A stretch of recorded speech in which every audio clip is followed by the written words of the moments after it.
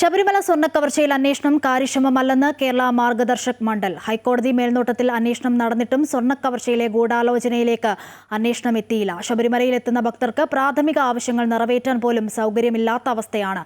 ക്ലേശങ്ങളെല്ലാം സഹിച്ചെത്തുന്ന ഭക്തർ കാണിക്കയായി നൽകുന്ന പണം ദുരുപയോഗം ചെയ്യപ്പെടുകയാണെന്നും മാർഗദർശക് മണ്ഡൽ ജനറൽ സെക്രട്ടറി സ്വാമി സൽസ്വരൂപാനന്ദ സരസ്വതി പറഞ്ഞു. ക്ഷേത്രങ്ങളിൽ തിരക്ക് നിയന്ത്രിക്കാൻ ബൗൺസർമാരെ നിയമിക്കുന്ന സ്ഥിതി വരെയുണ്ടായി. ഒടുവിൽ ഹൈക്കോടതിക്ക് ഇടപെടേണ്ടി വന്നു. സനാതനധർമ്മ മൂല്യങ്ങളെ അംഗീകരിക്കുന്നവർക്കാകണം തദ്ദേശ തെരഞ്ഞെടുപ്പിൽ വിശ്വാസികളുടെ വോട്ടെന്നും മാർഗദർശക മണ്ഡൽ ജനറൽ സെക്രട്ടറി സ്വാമി സൽസ്വരൂപാനന്ദ സരസ്വതി വാർത്താസമ്മേളനത്തിൽ വ്യക്തമാക്കി.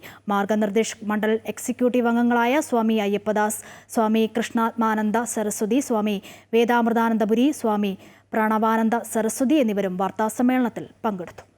കാണിക്കാൻ വേണ്ടിയിട്ട് ഒന്നോ രണ്ടോ പേരെ അറസ്റ്റ് ചെയ്തു. ഇപ്പോൾ അതിനുശേഷം ചർച്ച പോലില്ലാത്തൊരു സാഹചര്യത്തിലേക്ക് എത്തിച്ചേർന്നിരിക്കും. അപ്പോൾ ഇതൊക്കെയും ഭക്തരുടെ കണ്ണിൽ മണ്ണിടുക എന്നുള്ള ഒരു കർമ്മം മാത്രമായിട്ടേ നമുക്ക് കാണാൻ കഴിയുള്ളൂ. ഒരുതരം ഒളിച്ചുകളിയാണ് ഇത്. ഹൈന്ദവ സമാജത്തെ നിന്ദിക്കലാണ്, അപമാനിക്കലാണ്. ഇത് ഒരിക്കലും ഭൂഷണമല്ല. അതുകൊണ്ട് തന്നെ മാർഗദർശക മണ്ഡലം നിലനിർത്താനും യോഗ്യരായിട്ടുള്ള ആളുകൾ മാത്രമേ ആ ക്ഷേത്ര ഭരണങ്ങളിൽ വരാൻ പാടുള്ളൂ. അതിന് എന്താണോ നമ്മൾ ചെയ്യേണ്ടത്, നമ്മുടെ കർത്തവ്യം, അതിനുള്ള വ്യവസ്ഥ ഇവിടെ ഉണ്ടാവുക, ഭരണവ്യവസ്ഥ ഇവിടെ ഉണ്ടാവുക എന്നുള്ളതാണ്.